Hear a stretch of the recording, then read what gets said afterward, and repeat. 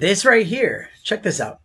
This is a very nice little light that's a 360 light, perfect for 360 cameras.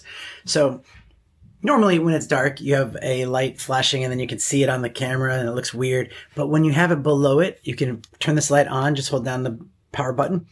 You have the white light. You can double tap to change the color temperature. You have warm and then a mixed.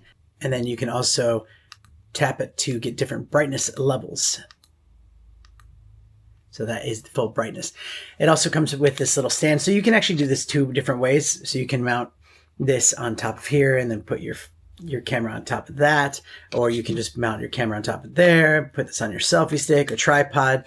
So there's different ways that you could use it, but it is great. And it looks awesome, especially in full darkness. I mean, you can get, especially with the X5 with pure night mode, you can get some great footage at night just around, around the camera. So looks great, works great, great quality. Highly recommend it.